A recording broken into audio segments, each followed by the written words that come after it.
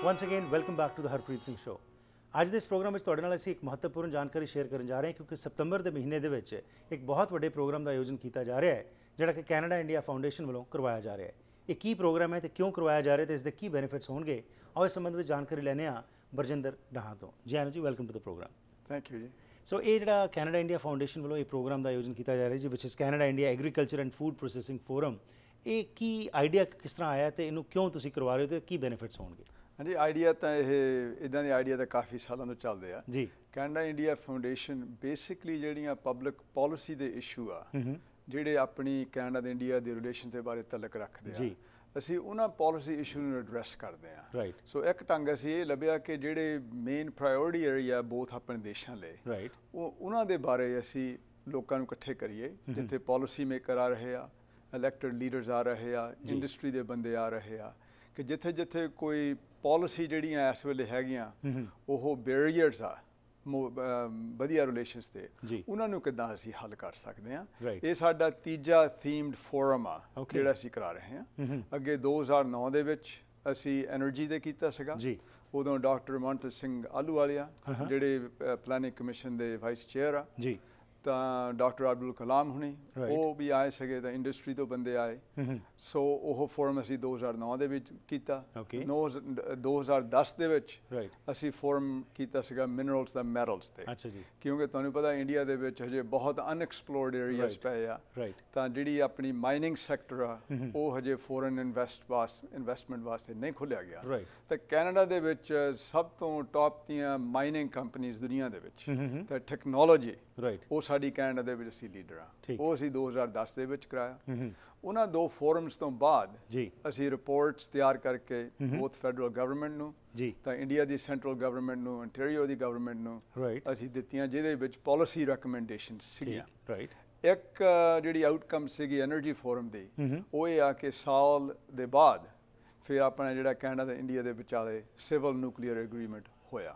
ਉਹ ਚੰਗੀ ਗੱਲ ਹੋਈ ਆ। ਸੋ ਉਹ ਜਿਹੜਾ ਕੰਮ ਕੀਤਾ ਸੀ ਉਹਦਾ ਰਿਜ਼ਲਟ ਸੀ ਇੱਕ ਤਰ੍ਹਾਂ ਦਾ। ਅਸੀਂ ਕ੍ਰੈਡਿਟ ਲੈਣਾ ਮੰਗਦੇ ਆ ਕਿਉਂਕਿ ਬਿਹਾਈਂਡ ਦਾ ਸੀਨ ਵੀ ਅਸੀਂ ਕੰਮ ਕੀਤਾ। ਤੁਹਾਨੂੰ ਪਤਾ ਕਿ ਉਹ ਖੈਂਡੂ ਰਿਐਕਟਰ ਪਹਿਲਾਂ ਕੈਨੇਡਾ ਤੋਂ ਗਈ ਇੰਡੀਆ ਤੋਂ, ਨਿਊਕਲੀਅਰ ਡਿਵਾਈਸ ਟੈਸਟ ਕੀਤੇ, ਫਿਰ ਉਹ ਰਿਲੇਸ਼ਨਸ਼ਿਪ ਵਿਗੜ ਗਈਆਂ।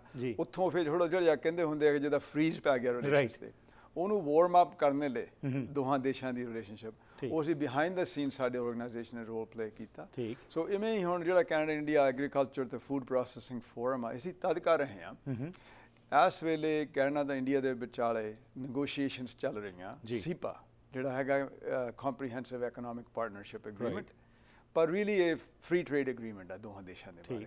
ਉਹਦੇ ਵਿੱਚ ਫੂਡ ਸਿਕਿਉਰਿਟੀ ਇੱਕ ਬੜਾ ਬਹੁਤ ਮੇਜਰ ਕੰਸਰਨ ਆ ਇੰਡੀਆ ਵਾਸਤੇ ਵੀ, ਕਿਉਂਕਿ ਆਬਾਦੀ ਵੱਧ ਰਹੀ ਆ, ਯੀਲਡਸ ਹਜੇ ਨਹੀਂ ਵੱਧ ਰਹੇ, ਤਾਂ ਫੂਡ ਪ੍ਰੋਡਕਸ਼ਨ ਦੀ ਬਹੁਤ ਲੋੜ ਆ। ਕੈਨੇਡਾ ਦੇ ਵਿੱਚ ਸਾਡੇ ਕੋਲ ਜ਼ਮੀਨ ਵੀ ਬਹੁਤ ਹੈਗੀ ਆ, ਸਪੈਸ਼ਲੀ ਪ੍ਰੈਰੀ ਪ੍ਰੋਵਿੰਸ ਦੇ ਵਿੱਚ, ਪਰ agricultural technology, food processing technology ਤਾਂ ਫੂਡ ਹੈਂਡਲਿੰਗ ਟੈਕਨੋਲੋਜੀ ਵੀ ਸਾਡੇ ਕੋਲ ਕਾਫੀ ਆ। ਤਾਂ ਇਹ ਮੇਨ ਇਸ਼ੂ ਹੋਣ ਕਰਕੇ ਪਿਛਲੇ ਸਾਲ ਜਦੋਂ ਸਾਡੀ ਪ੍ਰੀਮੀਅਰ ਕ੍ਰਿਸਟੀ ਕਲਾਰਕ ਹੁਣੀ ਇੰਡੀਆ ਨੂੰ ਟ੍ਰੇਡ ਮਿਸ਼ਨ ਤੇ ਗਏ ਆ, ਜਿਹਦੇ ਵਿੱਚ ਮੈਂ ਵੀ ਸੀਗਾ, ਇਹ ਅਸੀਂ ਪਹਿਲਾਂ ਤਿਆਰ ਕਰਕੇ ਗਏ ਸੀਗੇ, ਅਸੀਂ ਉੱਥੇ ਅਨਾਊਂਸ ਕਰਾਂਗੇ। ਸੋ ਸਾਡੇ ਪ੍ਰੀਮੀਅਰ ਨੇ ਚੰਡੀਗੜ੍ਹ ਬੋਲਦਿਆਂ ਨੇ ਇਹ ਫੋਰਮ ਅਨਾਊਂਸ ਕੀਤਾ ਸੀਗਾ ਕਿ ਵੈਨਕੂਵਰ ਦੇ ਵਿੱਚ ਹੋਊਗਾ। ਜਦੋਂ ਅਸੀਂ ਵਾਪਸ ਆਏ ਉਦੋਂ ਬਹੁਤ ਉਤਸ਼ਾਹ ਕੈਨੇਡਾ ਦੇ ਵਿੱਚ ਕਿ ਵੀ ਤੁਸੀਂ ਸਸਕੈਚੁਅਨ ਦੇ ਵਿੱਚ ਵੀ ਕਰੋ, ਕਿਉਂਕਿ 40% ਜਿਹੜਾ ਟ੍ਰੇਡ ਆ ਕੈਨੇਡਾ ਤੇ ਇੰਡੀਆ ਦੇ ਵਿਚਾਲੇ ਉਹ ਸਸਕੈਚੁਅਨ ਤੋਂ ਜਾ ਰਿਹਾ, ਜਿਹੜੀਆਂ ਬੇਸਿਕਲੀ ਦਾਲਾਂ, ਨਾਲੇ ਫੂਡ ਪ੍ਰੋਸੈਸਿੰਗ ਦਾ ਤੇ ਉੱਥੇ ਹੀ ਜ਼ਿਆਦਾ ਹੈਗਾ ਕੰਮ ਐਸ ਕੰਪੇਅਰ ਟੂ। ਸੋ ਇਹ ਮੇਨ ਰੀਜ਼ਨ ਸੀਗਾ। ਓਕੇ, ਐਂਡ ਇਹਦੀ ਮੇਜਰ ਹਾਈਲਾਈਟਸ ਕੀ ਹੋਣਗੀਆਂ? ਕਿਉਂਕਿ 3 ਦਿਨ ਇਹ ਚੱਲਣਾ ਹੈ, ਤਕਰੀਬਨ ਸਪਟੈਂਬਰ 10 to 13 2012 ਇਹ ਪ੍ਰੋਗਰਾਮ ਹੋਣਾ ਹੈ, ਤਾਂ ਇਹਦੇ ਮੇਜਰ ਹਾਈਲਾਈਟਸ ਕੀ ਨੇ ਤੇ ਇਸ ਵਾਰ ਕੌਣ ਇੱਥੇ ਆ ਰਹੇ ਹੈਗੇ ਨੇ?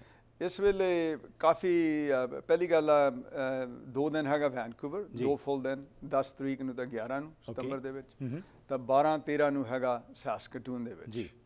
ਇਹਦੇ ਵਿੱਚ ਇਹ ਆ ਕਿ ਅਸੀਂ ਇੰਡੀਆ ਤੋਂ, ਸੈਂਟਰਲ ਗਵਰਨਮੈਂਟ ਤੋਂ ਸੀਨੀਅਰ ਇਲੈਕਟਡ ਬੰਦੇ ਆ ਰਹੇ ਆ, ਨਾਲ ਉਹਨਾਂ ਦੇ ਜਿਹੜੇ ਸੈਕਟਰੀਜ਼ ਆ ਡਿਫਰੈਂਟ, ਜਿੱਦਾਂ ਐਗਰੀਕਲਚਰ ਮਿਨਿਸਟਰੀ ਦੇ, ਫੂਡ ਪ੍ਰੋਸੈਸਿੰਗ ਦੇ, ਉੱਧਰੋਂ ਫਿਰ ਜਿਹੜੀ ਹੈਗੀ ਆ ਖਾਦਾਂ ਦੀ ਮਿਨਿਸਟਰੀ, ਉਹ ਰਹੇ ਆ।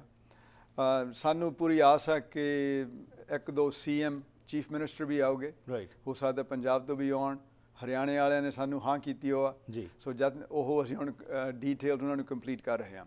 ਇੰਡਸਟਰੀ ਤੋਂ ਬੰਦੇ ਆ ਰਹੇ ਆ, ਯੂਨੀਵਰਸਿਟੀ ਤੋਂ ਆ ਰਹੇ ਆ ਜਿੱਦਾਂ ਪੰਜਾਬ ਐਗਰੀਕਲਚਰਲ ਯੂਨੀਵਰਸਿਟੀ ਆ ਜਿਹੜੀ ਇੱਕ ਦੁਨੀਆ ਦੀ ਬੜੀ ਟੌਪ ਐਗਰੀਕਲਚਰ ਰਿਸਰਚ ਹੁੰਦੀ ਸੀ ਉਹਨਾਂ ਨੂੰ ਮੈਂ ਹੁਣ ਮਿਲ ਕੇ ਆਇਆ ਉਹ ਸਾਰੇ ਜਣੇ ਆਉਣਾ ਮੰਗਦੇ ਆ ਉਹਨਾਂ ਕੋਲ ਅੱਗੇ ਮੈਮੋਰੈਂਡਮ ਆਫ ਅੰਡਰਸਟੈਂਡਿੰਗ UBC ਦੇ ਨਾਲ ਵੀ ਆ ਉਹ ਉਹਨੂੰ ਫੇਰ ਸ਼ੁਰੂ ਕਰਨਾ ਮੰਗਦੇ ਆ ਤਾਂ ਸੋ ਸਾਡੀ ਆਸ ਇਹ ਆ ਕਿ ਅਸੀਂ ਪਾਲਿਸੀ ਮੇਕਰਸ ਨੂੰ ਰਿਸਰਚਰਸ ਨੂੰ ਜਿਹੜੇ ਹੈਗੇ ਆ ਇਲੈਕਟਡ ਅਫੀਸ਼ੀਅਲ ਉਹਨਾਂ ਨੂੰ ਇਕੱਠੇ ਕਰਕੇ ਇੰਡਸਟਰੀ ਦੇ ਬੰਦਿਆਂ ਨੂੰ ਇਕੱਠੇ ਕਰਕੇ ਕੋਈ ਨਾ ਕੋਈ ਅਨਾਊਂਸਮੈਂਟ ਹੋਊਗਾ ਜਿੱਥੇ BC ਤੋਂ ਕੋਈ ਫੂਡ ਪ੍ਰੋਸੈਸਰ ਪਾਰਟਨਰਸ਼ਿਪ ਕਰਨਾ ਮੰਗਦਾ ਇੰਡੀਆ ਦੇ ਵਿੱਚ ਇਨਵੈਸਟਮੈਂਟ ਕਰਨਾ ਮੰਗਦੇ ਇਹ ਸਾਡੀਆਂ ਆਸਾਂ ਆ okay and towards the and ਜਿਹੜੇ ਆਮ ਲੋਕ ਜਾਂ ਜਿਹੜੇ ਇੰਡਸਟਰੀਅਲਿਸਟ ਹੈਗੇ ਨੇ ਜਾਂ ਬਿਜ਼ਨਸਮੈਨ ਜਿਹੜੇ ਕਿ ਇਸ ਫੀਲਡ ਨਾਲ ਜੁੜੇ ਹੋਏ ਨੇ ਉਹਨਾਂ ਨੇ ਜੇਕਰ ਇਸ ਦਾ ਹਿੱਸਾ ਬਣਨਾ ਤਾਂ ਉਹਦੇ ਵਾਸਤੇ ਕੀ ਕਰਨ ਦੀ ਲੋੜ ਹੈ ਕੀ ਕ੍ਰਾਈਟੇਰੀਆ ਕੀ ਹਾਂਜੀ ਉਹਦੇ ਵਿੱਚ ਇਹ ਹੈ ਕਿ ਜਿਹੜੇ ਬੰਦੇ ਜਿਹੜੇ ਬਿਜ਼ਨਸ ਸਪੈਸ਼ਲਾਈਜ਼ ਕਰਦੇ ਆ ਸਪੈਸ਼ਲੀ ਫੂਡ ਪ੍ਰੋਸੈਸਿੰਗ ਦੇ BC ਦੇ ਵਿੱਚ ਤੁਹਾਨੂੰ ਪਤਾ ਕਿ ਆਪਣੀ BC ਦੇ ਵਿੱਚ ਇੱਥੇ ਤਾਂ ਬੇਰੀ ਬਿਜ਼ਨਸ ਆ ਜੀ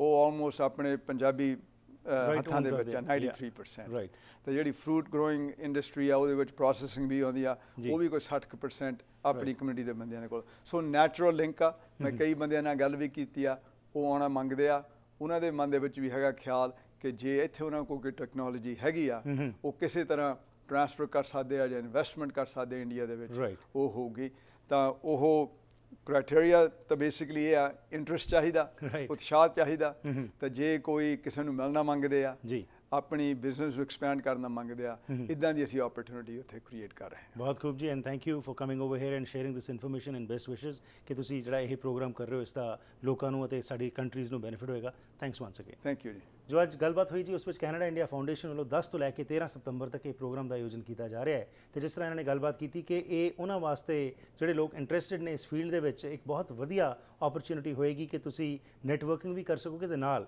ਜਿਹੜੇ ਗਵਰਨਮੈਂਟ ਦੀਆਂ ਪਾਲਿਸੀਜ਼ ਨੇ ਉਸ ਤੋਂ ਵੀ ਤੁਸੀਂ ਜਾਣੂ ਹੋ ਸਕੋਗੇ